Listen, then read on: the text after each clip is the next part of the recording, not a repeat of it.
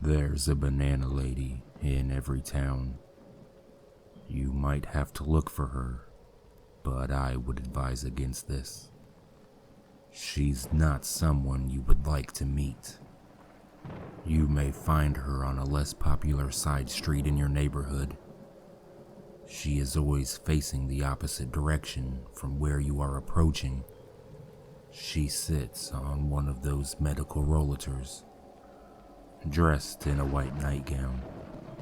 Her fingers are short and stubby, and they're always peeling a rotten banana. Those are her favorites. I found ours by mistake. I live in a quiet suburb in northern Florida. I work in an office about 15 minutes from home. I live alone, and that's how I like it. My days off are spent relaxing, reading, writing, watching movies, avoiding all human contact if possible.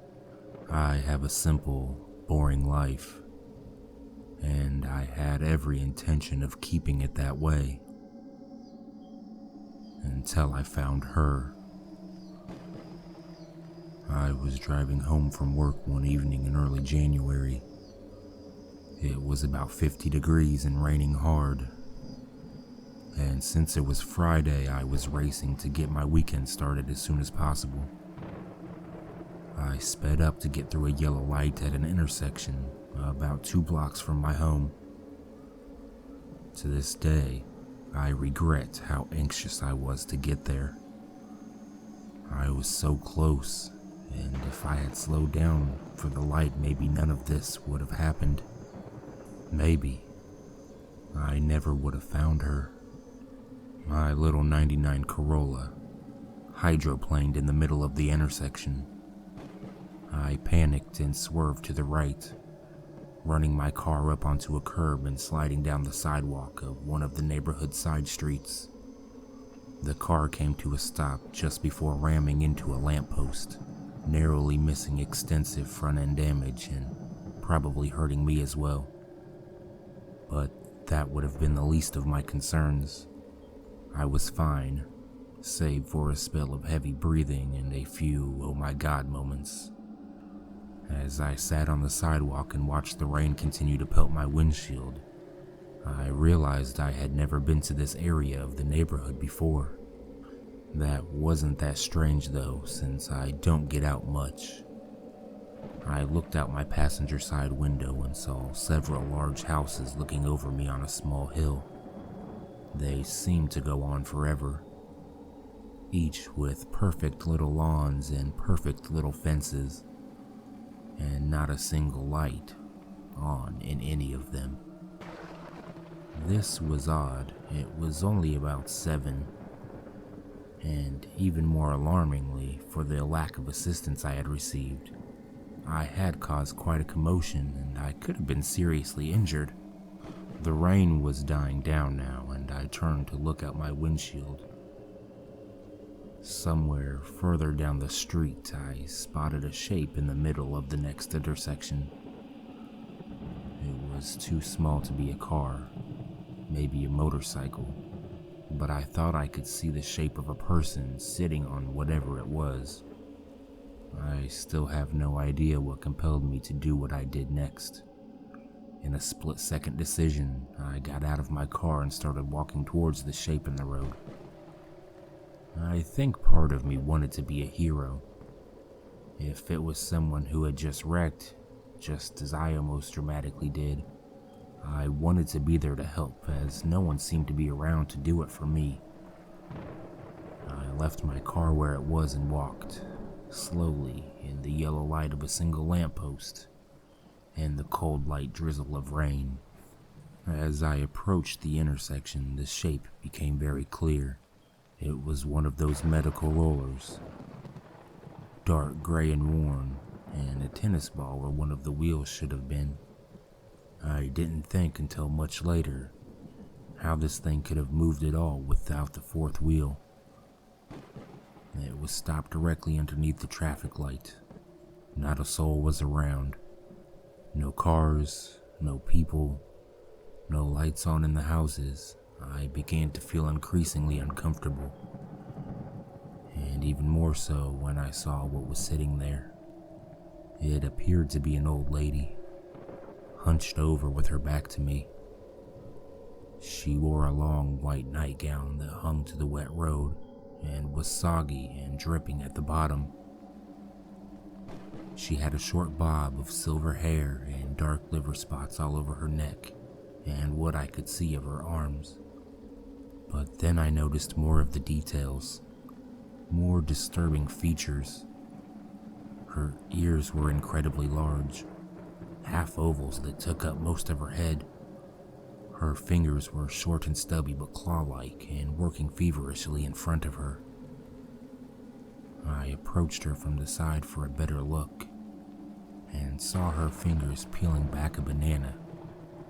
It was entirely black and rotten and gave off a sweet, sickly smell that made me nauseous. She took off the black peel and tossed it aside, then jammed the rotten mush into her face, ravenously chomping it and smushing it all around her mouth. I forgot where I was. I forgot about my car, about the rain, about standing in the middle of an intersection where there should have been tons of cars passing through. I was in a trance, watching her feed on this disgusting banana, and all the while she paid no attention to me. I knew she knew I was there. At my angle, anyone could have seen me, but she was so focused on eating that she did not bother to look in my direction. I continued to watch as she licked the rotten juice off of her stubby fingers and wiped the residue from her lips. And as soon as the banana was completely gone, she reached into a brown satchel at her side and pulled out an equally disgusting banana. Repeating the process over again, I watched her for probably 10 minutes without saying a word. She must have eaten 20 or 30 of them in that span, all one right after another, never tiring or giving any indication that she'd had enough. It was like she was trying to satisfy a ravenous hunger. I decided that this had gone on for too long. I stepped closer to her, which was a mistake, and I spoke to her, which was an even bigger mistake. "Ma'am," I said, trying to sound like I had normal concern for an old lady in the road. She stopped, mid-bite. She paused with a rotten glob in her hand and turned to look at me. I now saw her face, that hideous face that has haunted me ever since. Her large ears were brown and hairy, covered in a dark fuzz. Her face was equally hairy, and her cheeks a pale yellow, and stuffed with food. But it was those eyes that I will not soon forget. They were strikingly white, almost glowing, burning like white flames, and staring into my soul. I was frozen looking into those eyes and seeing a raging fire burning bright behind them. I saw all of the traumatic events of my childhood. My mother storming out, my father drinking himself to death, my best friend being killed in a car accident. But then I realized that the last one had never happened. My best friend Brian and I were heading to the midnight premiere of a movie that night. One of the few times I welcomed human interaction. I knew he was alive and well. I looked further into her eyes. I saw my car crushed and mangled and rammed head-on into a lamppost. I was outside the car, looking in where my friend Brian was in the passenger seat, his face torn and bloody. And then I saw fire. I saw white flames engulfing the vehicle and heard Brian's screams of agony as he was burned alive, trapped inside, and there was nothing I could do. And then everything faded away. The flames turned black and I was moving backwards. further away from the car, my hands extended to try to reach the door and pull him to safety. Everything went dark. I woke up in the street, my head pounding with an incredible ache and my clothes soaked. I lay on my back staring up at a traffic light, the rain falling steadily. I sat up and looked ahead, and there was no sign of the lady. There were lights on in the house and people watching me from their lawns. People running to me from their cars. I heard shouts of concern and shouts of panic. I was dizzy. I saw more people coming towards me and yelling, "Are you okay? Are you okay?" But just as many were running right by me. I turned my head slowly, looking back down the street, back to where my car had run up on the curb and narrowly missed a lamppost. It was still on the curb, with a massive crowd surrounding it, and it was burning.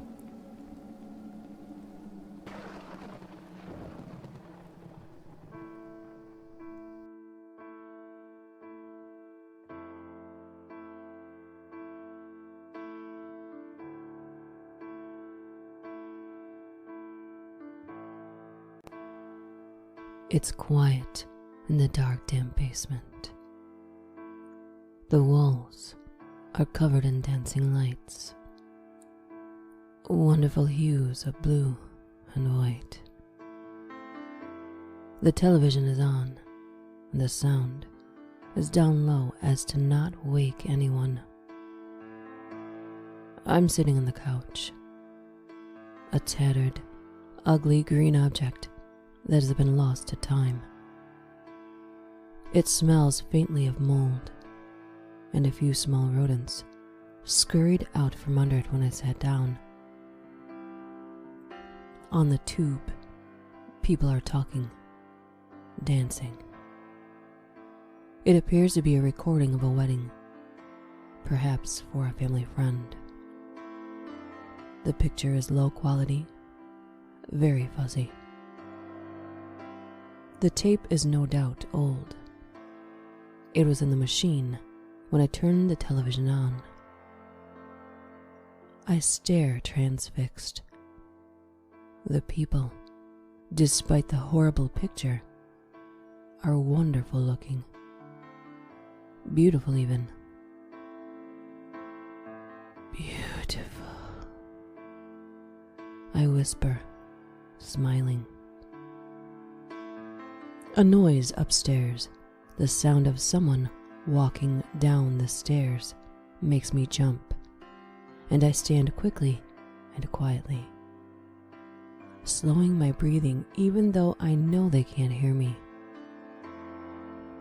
With one hand, I shut off the television, and now every inhale and exhale sounds as loud as a fan blowing air directly in one's ear. I creep to the bottom of the stairs, still alarmed. I'm not supposed to be down here, and it's late. Perhaps the family heard me, or maybe it's an intruder. This new thought strikes terror into my heart, and the pumping and thudding in my ears grows louder as my pulse races. My breathing quickens, despite all my attempts to be quiet, and I know if they were to open the door up there, they would hear me, and my cover would be blown. Almost panicking and ready to bolt, I step on the lowest stair and begin to climb, praying that none of them creaks. I'm almost to the top when one of them does. A creak so loud that it surely woke half the block, let alone anyone in the house. I hear shuffling on the other side of the door. Padded feet scurrying about through the room. A female voice calls out, calling for a man, or perhaps a boy, It does not matter, the name is not mine. I freeze where I stand, raising my hand to strike if the door opens. Slowly but surely it creeps open, keeps opening, and the woman on the other side is not scared yet. She's not screaming yet, and I understand that the shadows are hiding me from sight.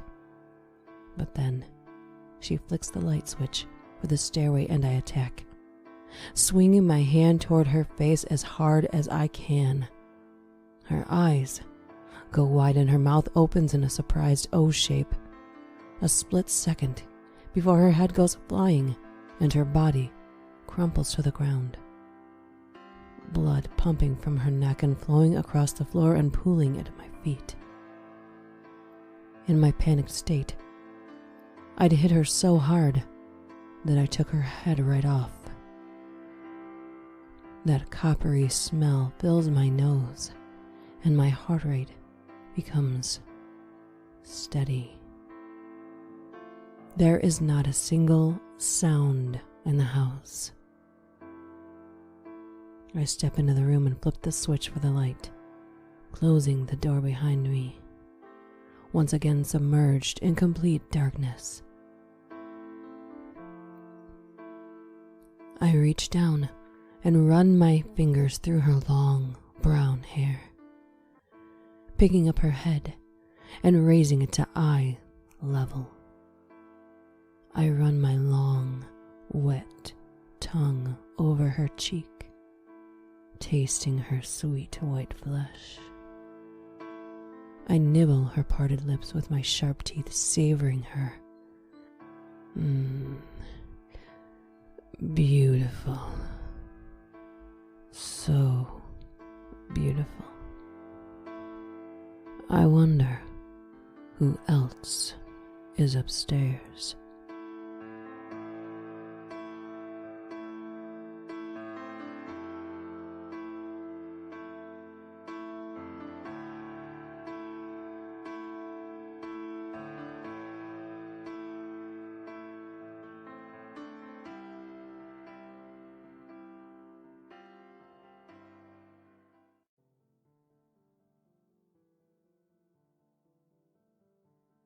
I really don't know how to start this post. I'm really not sure of much anymore. I can't give you my real name, but you can call me Joseph. Forgive me, I know I'm being rather obtuse, but I really don't have much of a choice. Allow me to explain. I'm a computer engineer, and I've worked with computers for many years, for both work and play. I know my way around the internet pretty well, both the surface and the deep web. I tend to focus a lot of my free time on the deep web. As most of you are already probably aware, you can find some rather shady stuff there. Criminals, lunatics, and hackers abound there, so you have to watch your step. Cyberstep, that is. Kind of goes without saying at this point, I guess. But you can find some pretty messed up stuff on there, no doubt about it. A strong stomach is a must for it, because it is all but inevitable that you will stumble into a place you were not prepared for. It's happened to me on several occasions, but after a while you've kind of learned to navigate it a bit better. Little hints and details within where links are found can be used to at least guess what's on the other side. Kind of hard to explain, but that's not really why I'm here. In a strange kind of way, I find it all fascinating. The deep web allows you to get completely uncensored view of humanity's darkest secrets. It allows you to get a small glimpse into the mind of the psychotic and the depraved. Now, I'm not a person who is easily unnerved, at least not usually. As stated before, I've stumbled upon many sick things on the deep web. I've seen torture, mutilation, animal cruelty, and even a snuff video or two. No amount of human depravity really surprises me anymore. A couple days ago, however, I stumbled upon something that really made me question my previous statement. I'm not exactly sure how I got there, I was high at the time and tend to just randomly click on links and see what comes up. Stupid, I know, but whatever. I usually go onto the Hitting Wiki and other catalog sites and just kind of randomly start clicking around. I ended up on some random forum called Nightmare Asylum, or some edgy cliche name like that. With nothing better to do, I began to browse the forum. Most of it was hot garbage, just the usual trolls, anti-Semites, and lunatics. Although there was one thread that caught my attention. It was titled simply, "You need to see this." I took the bait and clicked on the thread. There was only one thing within the thread. It was a web address. My first thought was that it was a trap. I assumed that the link would take me to some messed up picture or video. People on deep web forums do that kind of shit all the time after all. I decided to scroll down to see if any other users had fallen for it. What I found in the comments somewhat surprised me. The other users didn't seem revolted or angry, but instead confused. What the hell is this? Is this real? How did you find this? Those were but a few of the responses from the other users. The guy who posted it was an anon, so really no way to learn anything about him. Their responses got me curious though. After much contemplation, I decided that I had to see whatever this was for myself. I clicked the link. The browser loaded for an unusually long period of time. Tor always takes forever, but usually not that long. Must have loaded for at least 5 minutes before there was any response. I was about to give up entirely when a black screen finally shifted in the background. When it finally rendered, I was met with a simple and unflattering web page. It was a black background, accompanied by only white text. Pretty boring at first glance. The heading of the page had only a single word: Shepherd. Below the heading, multiple lines of text which filled the entirety of the page were listed. Closer inspection revealed them to be names, all in alphabetical order by surname. I scrolled down and immediately realized just how massive this archive truly was. As I scrolled, the little cursor on the side barely even registered that anything was happening. I scrolled for at least a good 3 minutes and the cursor barely budged. I think it must have been inoperable for some reason. I clicked on it and dragged downwards. To my surprise, the page scrolled downwards as normal. Thousands, if not millions of names zoomed by my eyes with an instant. Too quick to even discern a single one. Suddenly, the excessive loading time made a bit more sense. I scrolled back up to the top and clicked the very first name on the list. Aberdo Caitlin. A new page loaded, revealing a picture of an upper-aged white woman with grayish-brown hair and hazel eyes. Mid-50s if I had to guess. She had a kind, welcoming smile, slight wrinkles below her eyes, and an overall glowing demeanor about her. She very much looked like the type to bake her neighbor's cookies and spoil her grandkids with goodies on Christmas. The picture itself looked as though it was from a driver's license or a passport photo. Below the photo, it listed various details about the woman. Name, Aberdo Caitlin. Date of birth, October 6th, 1968. Place of birth, Hammond, Louisiana. Race, Caucasian, Anglo-Saxon. Social Security, Intel redacted. Now, obviously, I'm not trying to dox the woman, so I'm not giving out her social security, but yes, it was on there. Up to this point, things were looking pretty standard, at least by deep web standards. Dox sites are unfortunately all over the place, and information like this is surprisingly easy to come by. One reason why it pays massive dividends to make sure you have some sort of data protection plan in effect. Anyways, it got significantly more interesting beyond that point.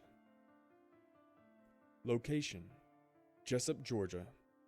U.S. occupation: postal office worker. Marital status: married. See Mark Aberdoe. Known associates: Mark Aberdoe, husband. Andrew Aberdoe, son. Nathan Aberdoe, son. Elizabeth Welch, friend/co-worker. Nancy Hannigan, friend. Hobbies: reading, yoga, Bible study group.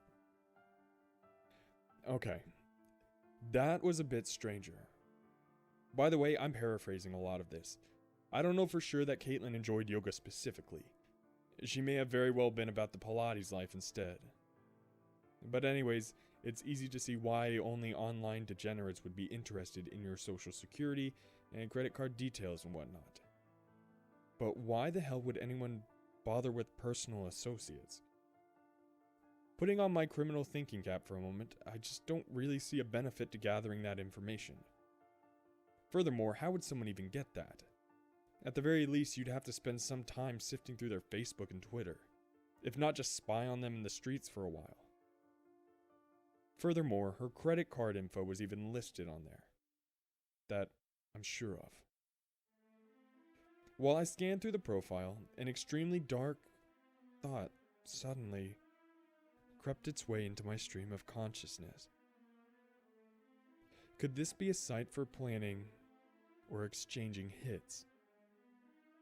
You hear about deep web hitmen all the time, but honestly, they're pretty difficult to find. At least the legit ones. And not some donut-scarfing cop just playing one. Plus, who the hell would be big enough of an asshole to assassinate a sweet old lady like Caitlin Aberdoe?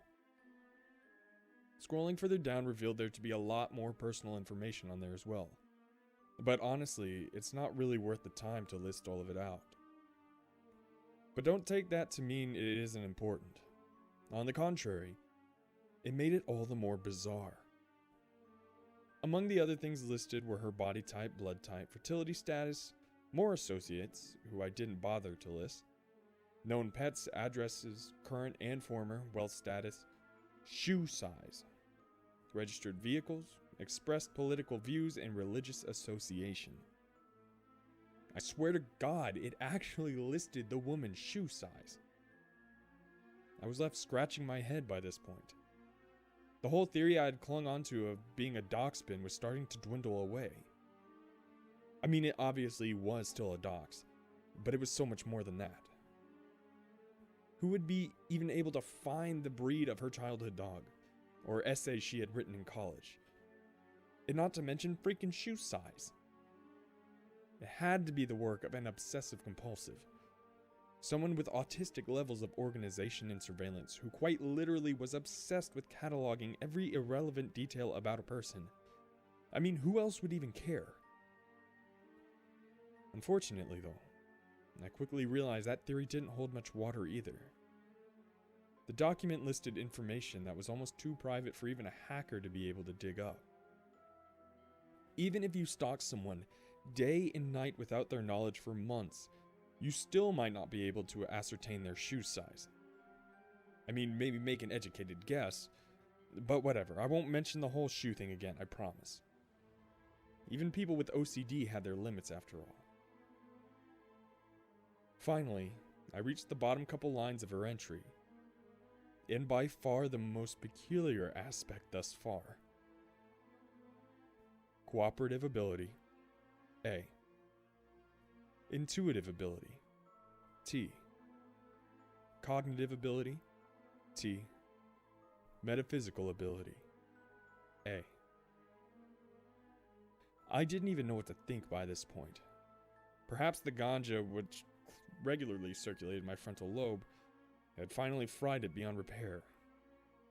Now, I have no idea what those letters are supposed to indicate, but the chart seems to be an evaluation of her individual capabilities, at least to a minor degree.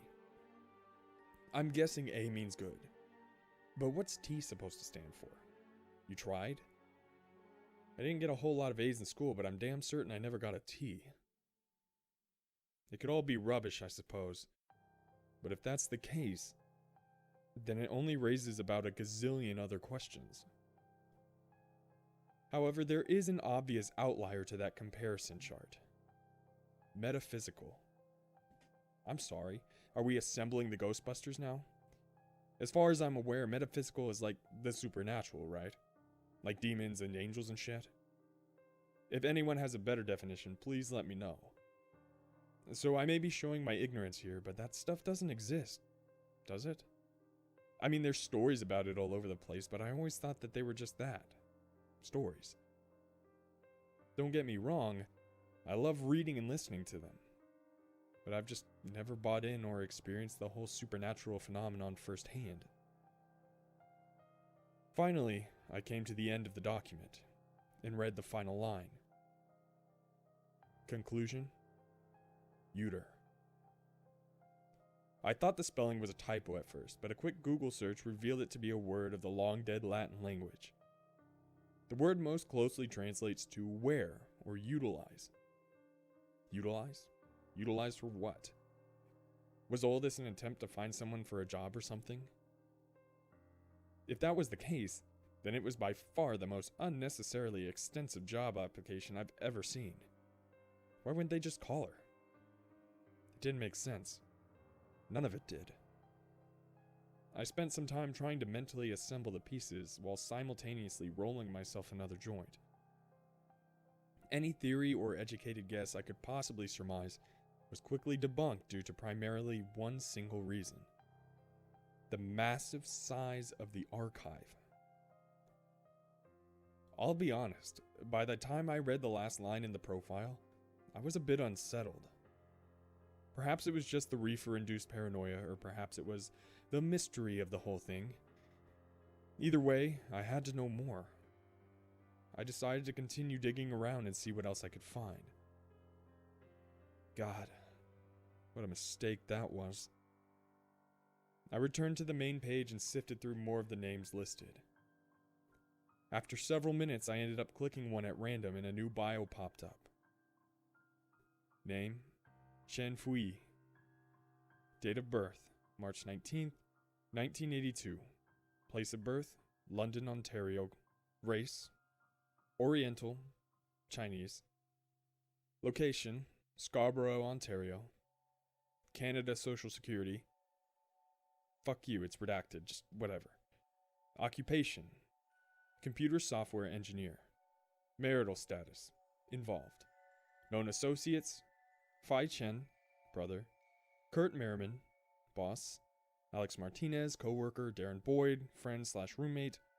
Midori Akiko, friend/love interest. Hobbies: online gaming, web development. Much like the last bio, this one also revealed in-depth details of Mr. Chen's life. It revealed that he played the online game League of Legends and Rocket League quite often, as well as the fact that he would regularly binge and watch a lot of YouTube. This information alone is not too difficult to retrieve. But when it began to list known childhood associates, I began to get more puzzled and slightly worried.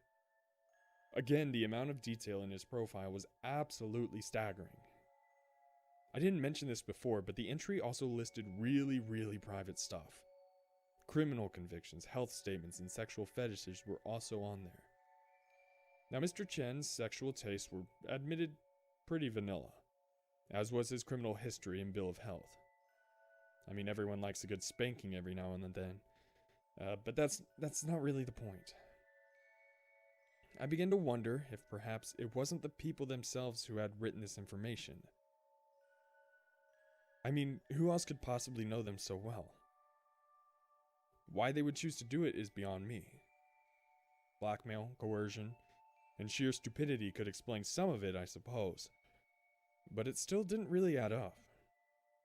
And yet again, my theory was incinerated within moments of conjuring it up, after I had read the last few lines.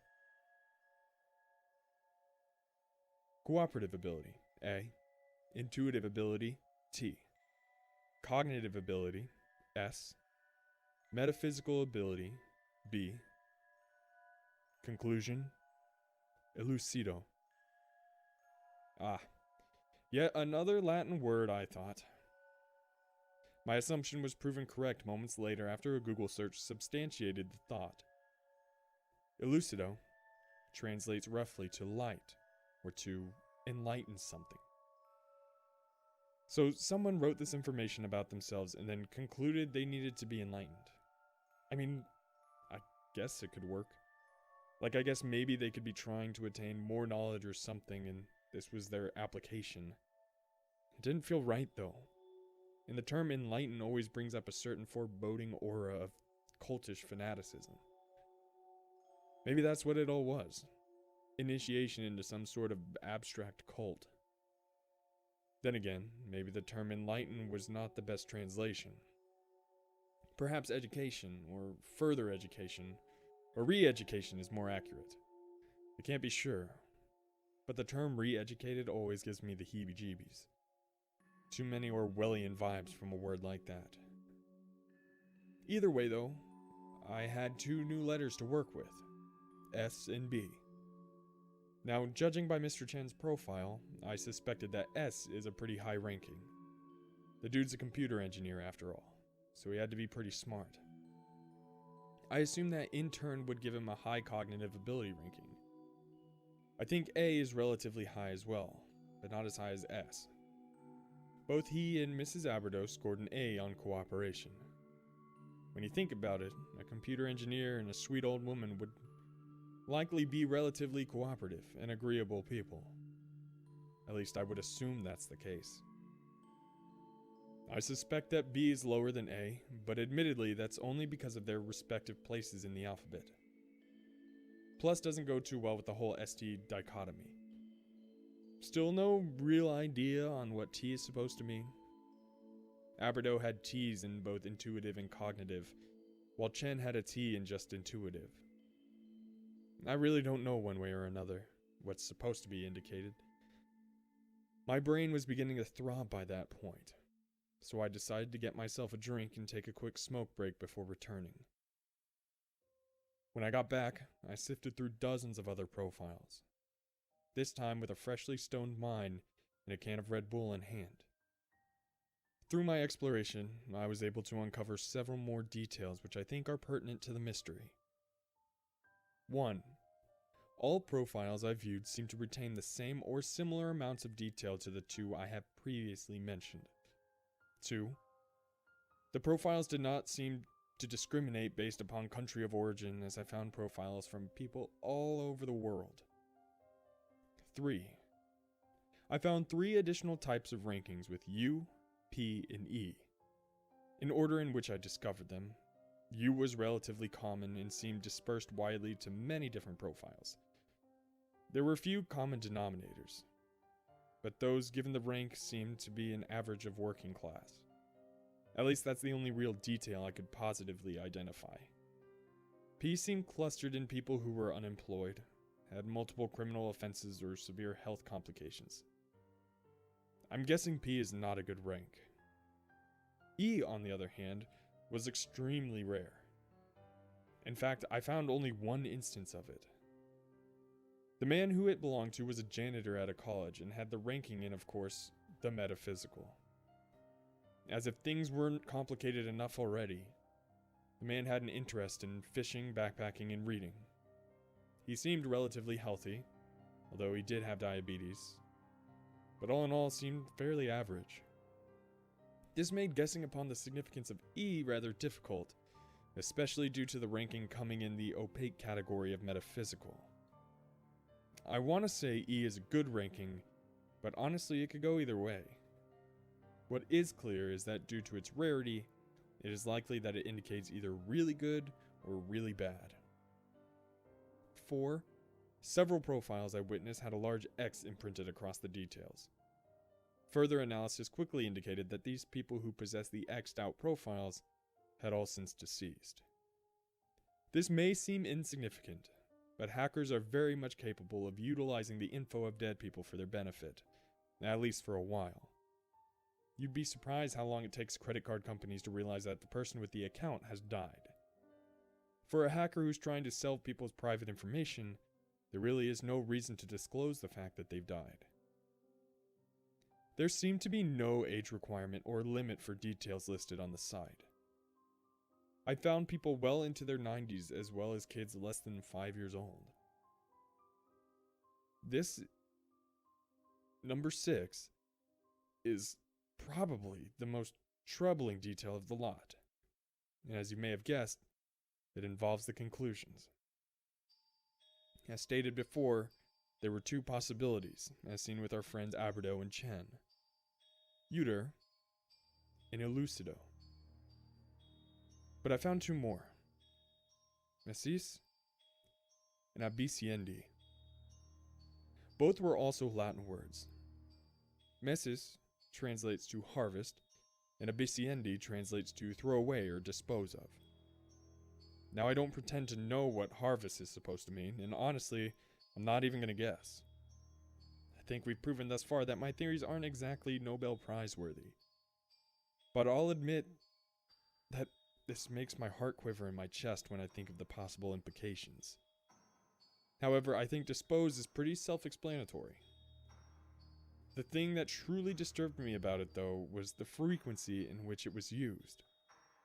It seemed that 3 out of every 4 profiles I checked ended in that dreaded conclusion. Abiciendi. By the time I took a break from sifting my eyes through logs, it was almost 3 a.m. My eyes watered from hours of staring at the faux screen and head pounded from overuse of logic and speculation. I think I knew what it was by that point, though. A hoax, a charade, a work of fiction pulled off by countless authors for unknown purposes. It had to be. No one was capable of pulling off the vast amount of research and observation required for even a single profile, let alone millions on there. More than likely, it was just the work of an edgy shitlord trying to convince the world of Illuminati New World Order plans or some bullshit like that. It's all I could fathom to be a viable explanation. I tried looking around the site more in depth, but found a severe lack of any explanation. No FAQs, no forums, no mission statements, no sources, no vague project hints, no taglines. It was just a massive collection of personal details from millions of people all over the world.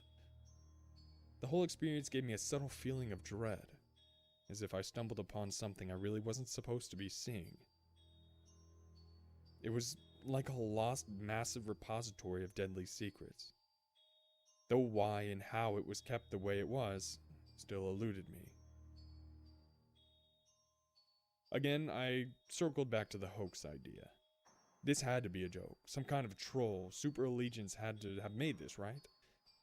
There was no way that anyone could possibly know that much about so many people. And in addition to that, there was no way that whoever was behind this was really planning to annihilate all these seemingly innocent people. Hell, they probably weren't even real people, I thought to myself. Just characters fabricated in order to baffle and entertain. But then, who would go to all the trouble of listing literal millions of different fake names and people? Who would have the resources and time to do that? The more I thought on it all, the less sense it made. Again, I found myself asking why. It had to be some kind of fiction. It was just the only thing that made sense. I wish I could have believed that. I wish I still believe that. I wish I would have never found that site, and that I could have continued on blissfully unaware of its existence forever. But everything I know now contradicts the hoax theory. It makes denial impossible. I scrolled down the vast gallery using the slider bar for several minutes. When I stopped, I was somewhere in the S section. I clicked on a name randomly and brought up the profile of another man. I'll refer to him as Stevens. From there, I opened a separate browser on the surface web and brought up Facebook. I typed Stevens' full name into the Facebook search bar and hit enter. Now, as you may have guessed, Stevens is a relatively common last name. It brought up a lot of results. I spent several minutes glossing through them until I found what I desperately didn't want to see. It was the profile of the same man from the website. He had the same job title, location, wife, and children listed on Facebook that had been listed in the Shepherd archive. It was without a doubt the same man.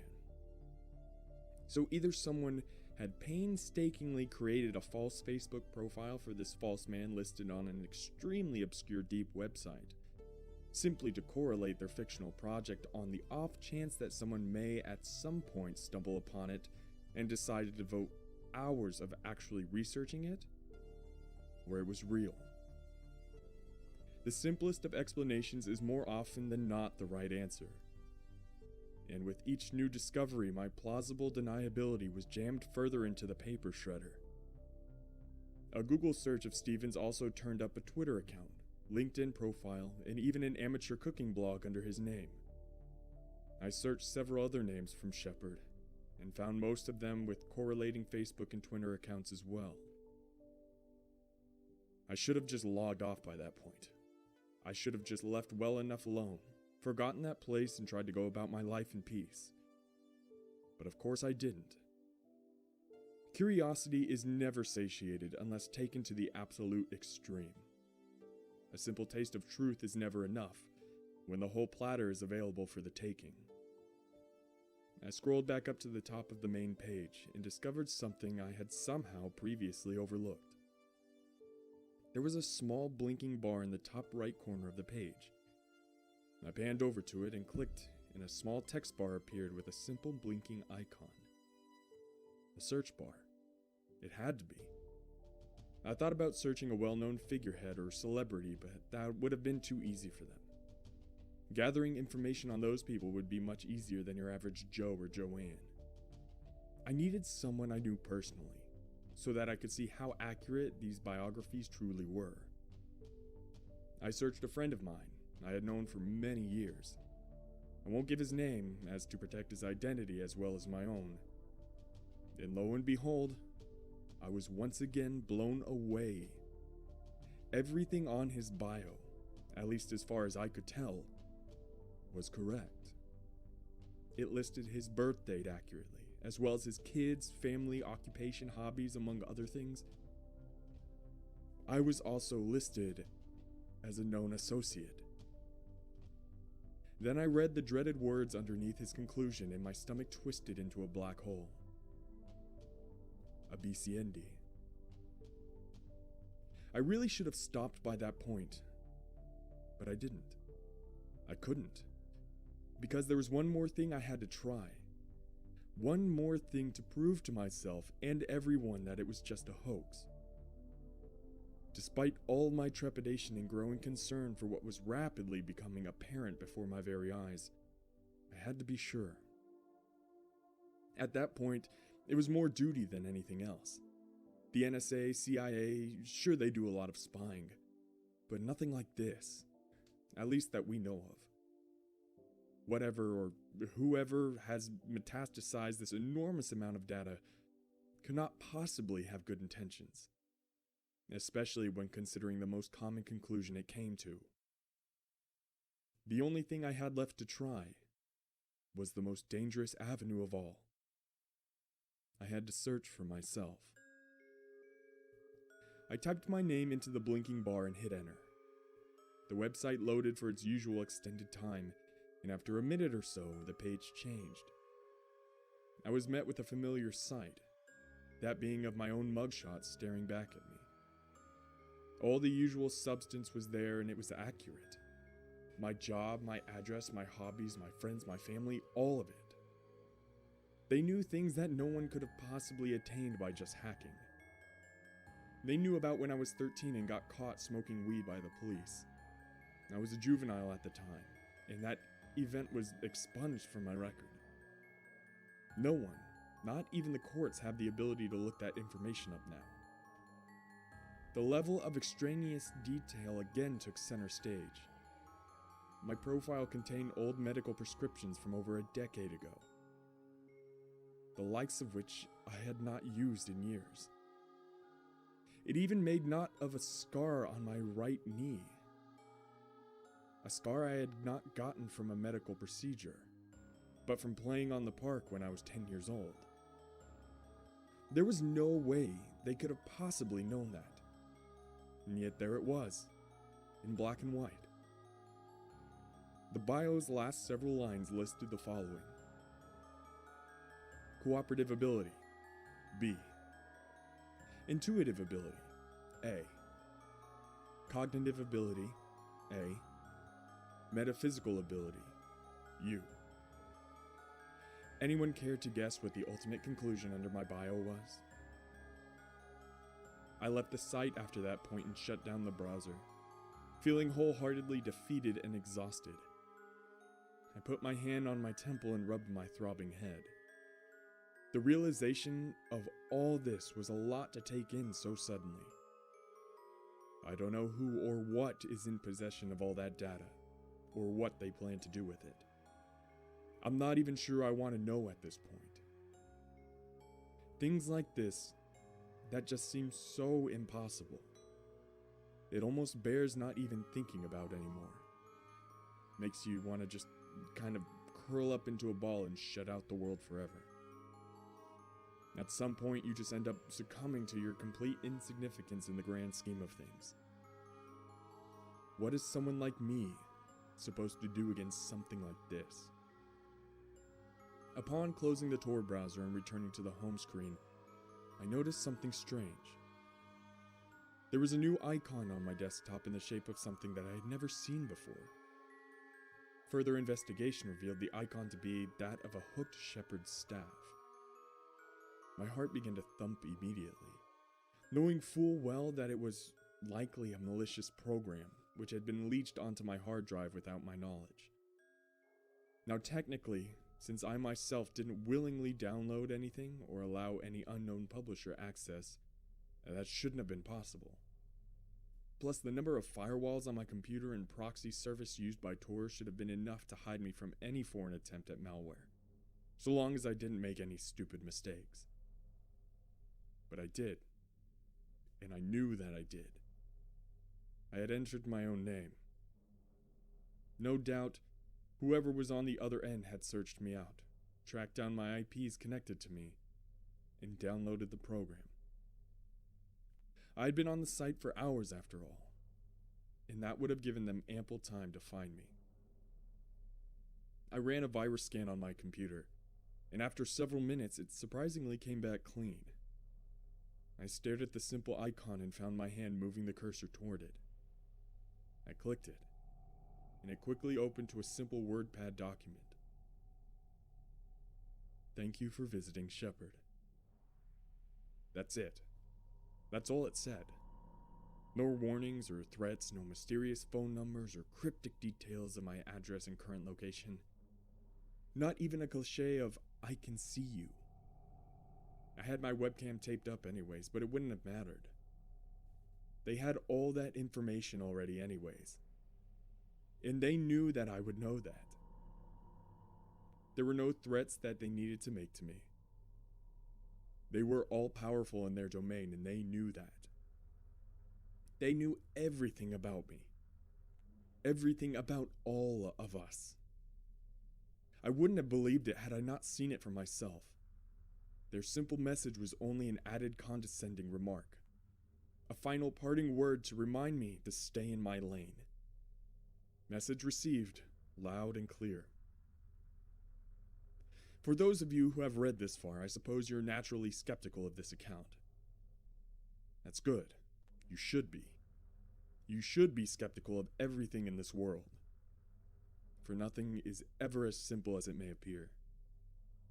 Trust no one, especially those you meet on the internet. Skepticism is a must to survive in our world. But just know that by embracing your skepticism, you may mark yourself as one who will not be fit for their diabolical new agenda, whatever it may be. That is what I believe the site is. I've never been one who necessarily believes in conspiracies or any of the superstitions regarding elites of the world, but this site has made me question a lot of things. They know so much more about us than anything I would have ever believed possible. Who they are is still a mystery to me, but it's clear what they want. Control.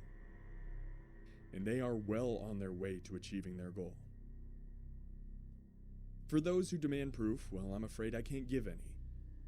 The screenshot feature on my laptop has seemed to inexplicably have stopped working.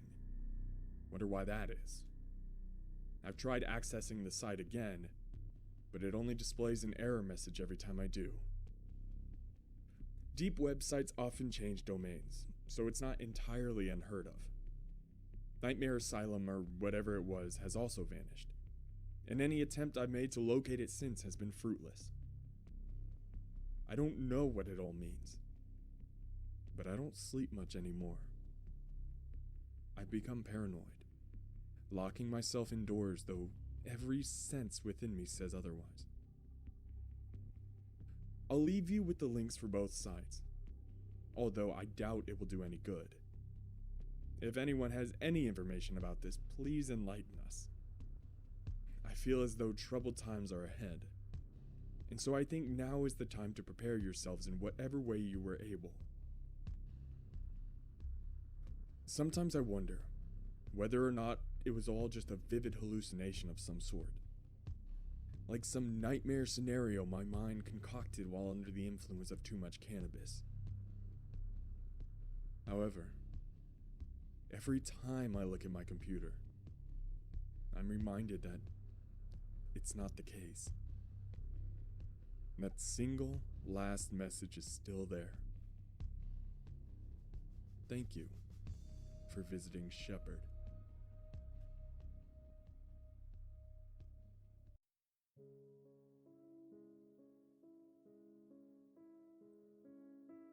God has a path for you.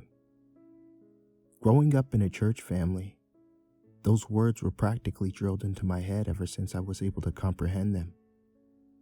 Religion wasn't just a faith. It was a way of life. One I hated. One I never believed in. Something sounded fictional, about one man overlooking the entire galaxy, the entire world. 7 billion people laid in his hands. It just never felt real to me. Never felt believable. I would sit in the church pews, with my head buried in my hands as the pastor spoke. He would always end each sermon with the same line. And for some reason, it stuck with me. In times of trouble or hardship, ask God. He'll lead you to prosperity. My mind was always rattled by his words. None of it made sense. How could one man lead the world to prosperity? And if he truly could, then why were there so many wars, countless diseases or floods? I had a million questions, but no answers. None that made sense to me anyways. When my questions would arise, I would always get the same response from my mother. That's God's way of punishing us. We've all sinned. We all need to be punished. When the subject of religion would come up, my mother would become ruthless. She was born into a very conservative family. Her father was a pastor and her mother was the church secretary. I'm saying that the only thing in her life was religion. So when someone bashed her faith, she was always, to put it lightly, pretty pissed off. Growing up, though, she was an amazing mother, even if religion always came first. And that put some dampers on our family, especially after Dad died. Suicide is what they ruled it. And it was simple, really. He blew his head off in our bathroom 3 days before Christmas. I can't say I remember anything from that night. Hell, I can't say I remember anything from that week. I just remember my mother's eulogy at his funeral. She didn't speak of their 25-year marriage or express her shock of his sudden death. She just said something that unsettled me. You sinned. You committed the biggest sin of all. Selfish. You were so selfish. But this is God's test. And I will get through it. By God's will. I sat in shock as she practically slandered my father before us all. None of us spoke. No one dared go against her. And without the family support, I stood silent and watched over the years.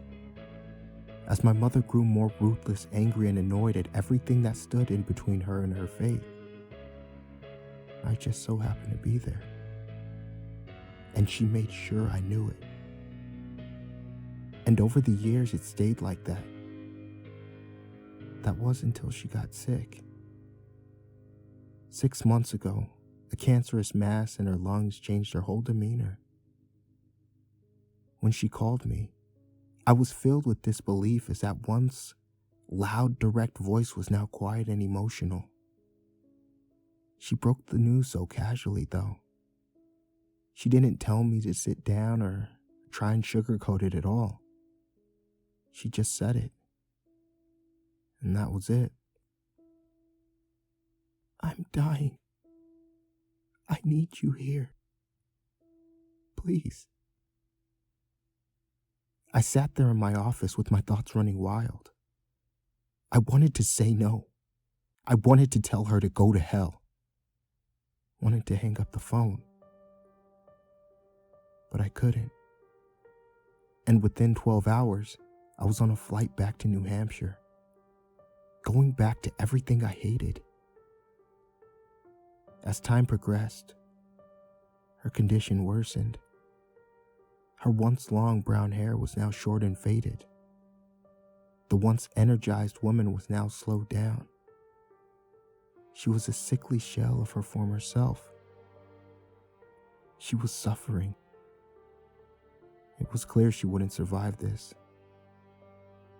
As much as I despised the woman, I wanted her to go off peacefully, not gasping for air as fluid filled her lungs. Morphine only made her so comfortable. Chemo didn't help. She was a ticking time bomb, and we all knew it. Call me heartless, but I began praying a few nights ago. Not for a miracle or a cure. I asked God to forgive my mother for all of her sins. And to take her. I questioned his existence and asked him to prove it by ending her suffering. And tonight, I think he did. Tonight I woke to my mother screaming. As I rushed into her room, I was met with the silhouette of a man standing over her bedside. The room fell silent. He stood still. His face was covered by the darkness. His hand rested upon her chest as he whispered something to her. I stood, puzzled, as my mind tried to comprehend what was happening, but by then, it was too late. The next thing I knew, I was forced against the wall by something I can't even fully explain. The moonlight dimly lit the immensely tall creature that now towered over me. It had black, scaly skin that was cold to the touch. Its sharp claws tore into my shirt and pierced my chest. I could feel the blood trickle down my torso as I stared face to face with this monster. It barely had any facial features. No eyes, no ears, no nose. It was purely just a mouth with a row of decayed yellow teeth. And it was looking to feed on me. No, Anubis. Not him. We're after her. The man said in a deep, slow voice. His finger pointed at my mother's bedside. It stood facing me, as still as a statue. Its warm breath pressed against my face. Its claws dug deeper into my skin. I thought it was going to kill me, but it ended up taking her instead. It lunged towards her bedside. Its claws broke through my skin as it leapt. And I watched in horror as it tore into her torso with its teeth. Her screams coincided with the grunts of the monster as it began to feed on her. I tried to stop it. I tried to save her, but I couldn't. Its skin was so slippery I couldn't get a grip to pull it away from her. The rest of what happened is a blur. I don't remember fighting it or getting out of there. I just remember waking up in my bed. Everything was silent. Everything was normal. But to my fear, I found my mother dead this morning. Although she didn't have any cuts or bruises, there wasn't any obvious sign anyone was there last night. And for a second, I thought it was just a coincidence, a dream, a figment of my imagination. But then I saw the note lying on her nightstand, and it made me believe everything. I hope you find my presence more real than ever.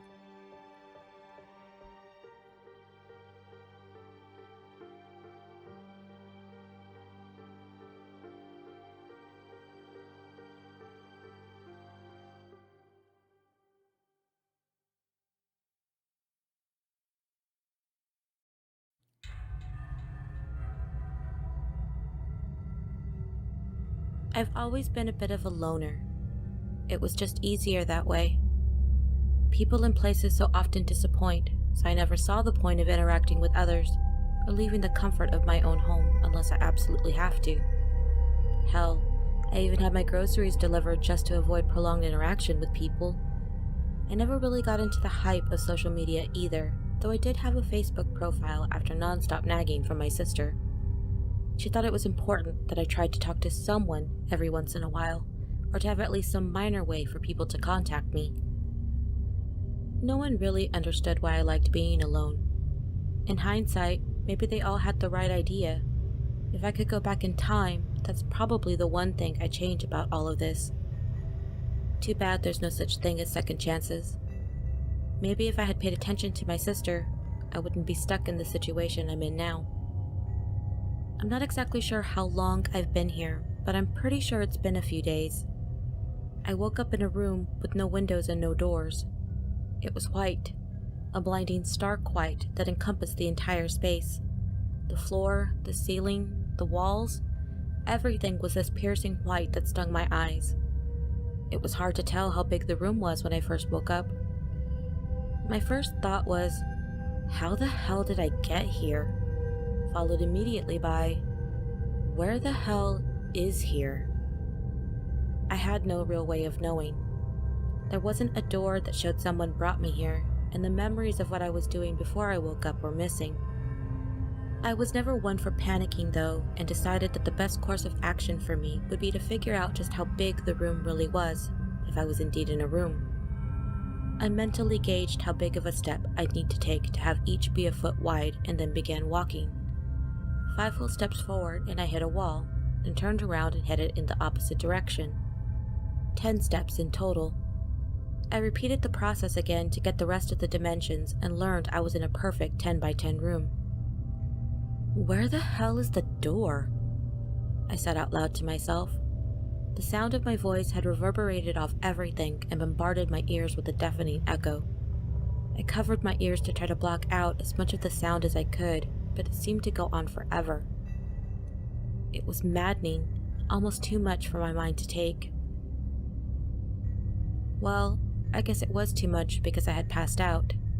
When I woke up again, I was still stuck in the same room. This was bizarre, to put it mildly. What was even stranger is that I should have begun to feel hungry, or at the very least thirsty. It had been hours since I last ate or drank anything, and who knows how long I had been here exactly in this room. But I wasn't hungry, and I wasn't thirsty. Am I dead? I thought to myself, knowing better than to give voice to my question.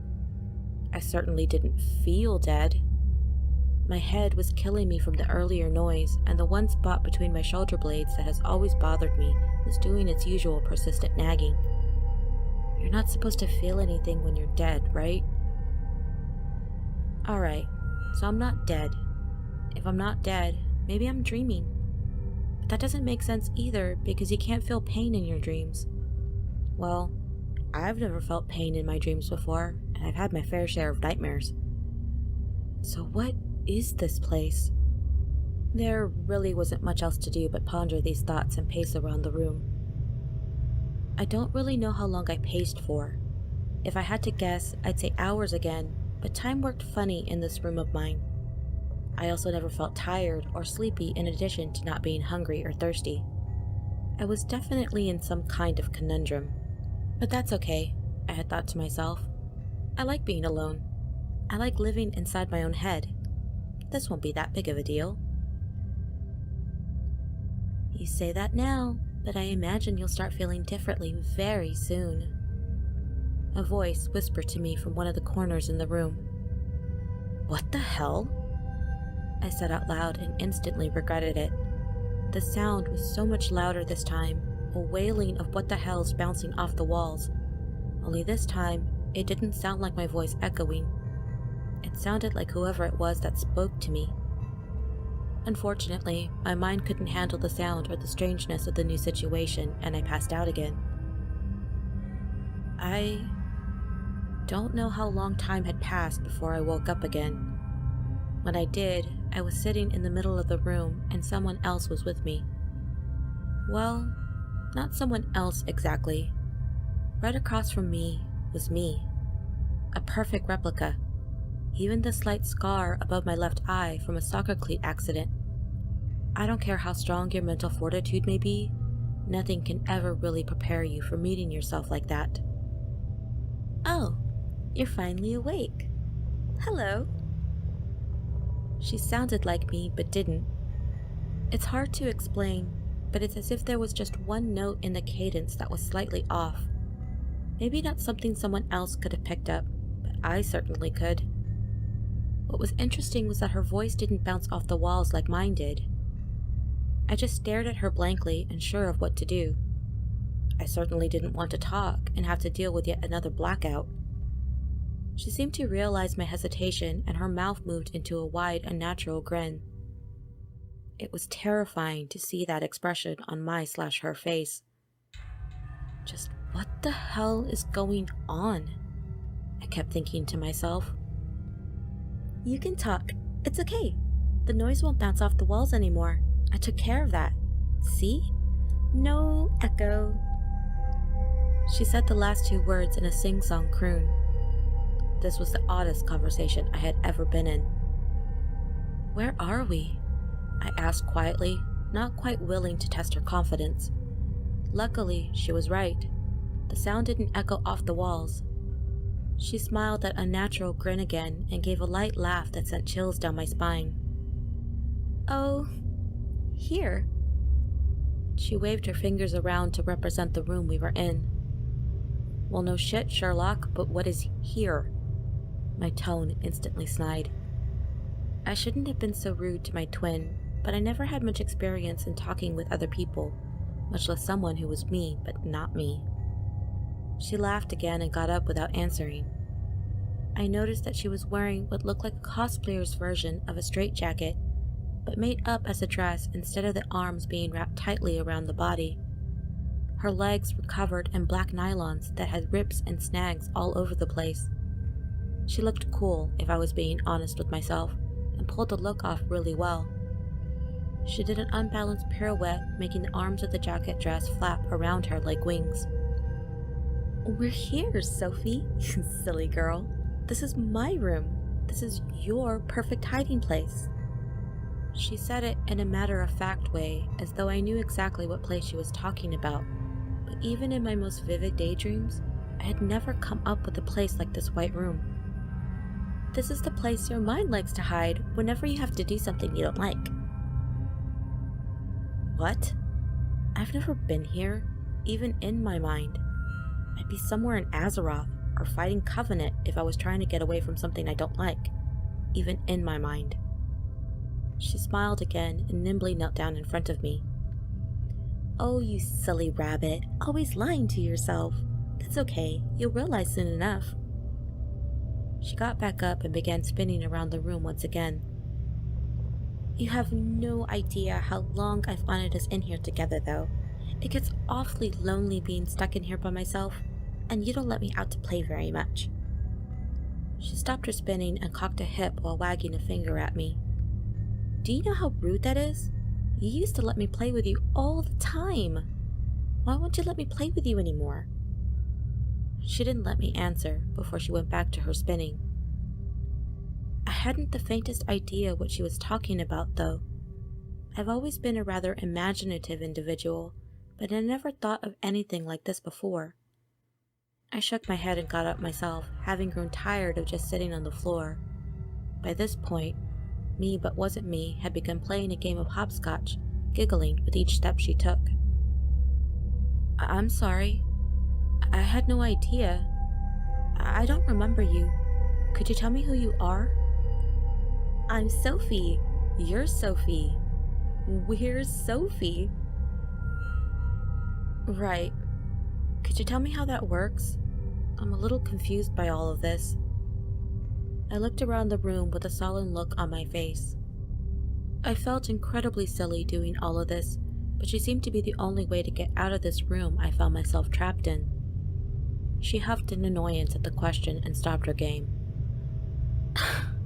"Honestly, you've never had to ask before." She huffed again and plopped herself down on the ground and patted the area in front of her. I walked over cautiously, afraid of what she would do if I got too close. I carefully sat in front of her, poised to stand up the moment she moved. She huffed again and said, "I'm you. I'm the part of you that you let have all the fun. I'm the one that handles all the stuff you don't want to handle. Remember that time in Mrs. Craig's class when Andy called you ugly and everyone laughed at you?" I did remember that. I had to start wearing glasses the day before, and my parents couldn't afford the nicer frames. I was 8, and the kids were so cruel. Andy in particular. He had called me ugly, and said that I should never come back to school because no one wanted to be friends with the ugly kid with bug-eye glasses. A tear welled up in my eye and slowly fell down my cheek. It had been so long since I had thought about him, or anyone else I had gone to school with. Sophie nodded at my realization and continued. "How about when Jacob asked you to the spring formal, but it turned out to be a joke, and when you showed up at the dance he was there with Cindy? She said that no one would want to go to the dance with the school's biggest loser." I remembered that too. I ran out of the gym in my heels and hid behind the music building until it was time for my mom to pick me up. I didn't want her to know that I was invited as some mean joke. She had been so happy for me and spent money we didn't have to get me my dress. He died that night, I remember. They said it was a car accident. All these memories of bad experiences began dancing around in my mind, just like she had around the room. Each one coming closer and slicing a little piece of me. It was agony. I hated remembering those things. "Oh, it wasn't an accident, Sophie," she said, once again using that sing-song voice. "That was me. He really shouldn't have done what he did to us. That was just rude." "How could it have been you? There's no way. You're a figment of my imagination." She frowned at that and got angry. "How could you say that? How dare you? I've been the one to protect us every single fucking time someone does something to you. Remember what happened to Cindy? She killed herself the next night. I did that. What about that stupid bitch Tamara, your old boss at the computer store? She got on our ass every single day for no other fucking reason than because she felt like it. And what happened to her? Died during a robbery gone wrong. I did that too. All I've ever done my entire life was protect you, and I'm tired of it." I shook my head violently again. There was no way. all of those things had been accidents, incidences of circumstance. How could she have possibly done this? Unless she's trying to say I did it? Oh my god. Did I do this? Did I black out during those times and do those things? I grabbed the side of my head and rocked back and forth. This isn't possible. There's no way this is possible. She made a loud sound and barked a short laugh. No, are you kidding me? How stupid can you be? I'm not some kind of split personality. You're not insane. Frankly, I'm insulted. There's no way in hell you wouldn't have gotten caught if it had been some kind of split personality thing, because you would have still left evidence.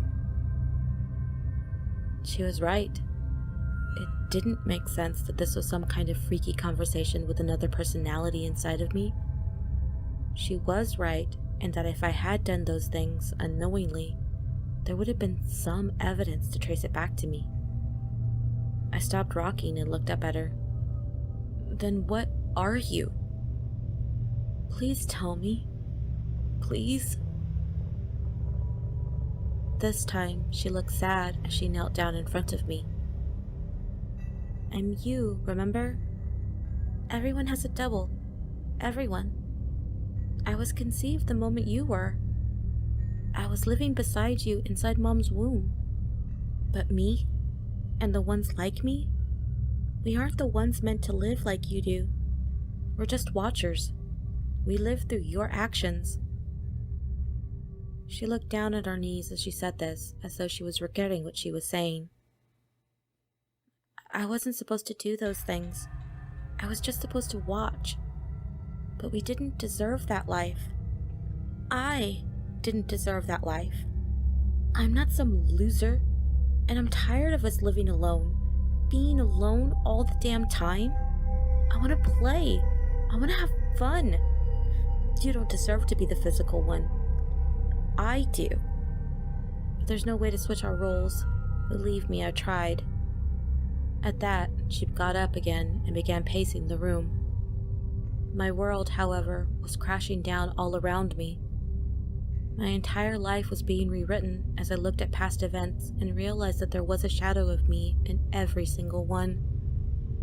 The imaginary friend I had when I was 3 that looked like me and talked like me, even had my name, was her. She had been there the entire time, living life through my eyes. And I could feel her frustration over the life I had chosen for us. This was too much. Just too much for me to handle. No. I'm so sorry. I'm so sorry. I didn't know. I swear I didn't know. Life is just too hard. It's too hard.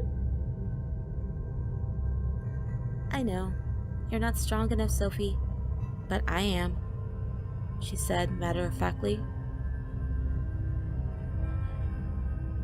So what do we do? She smiled that Cheshire cat smile again. I'm so glad you asked.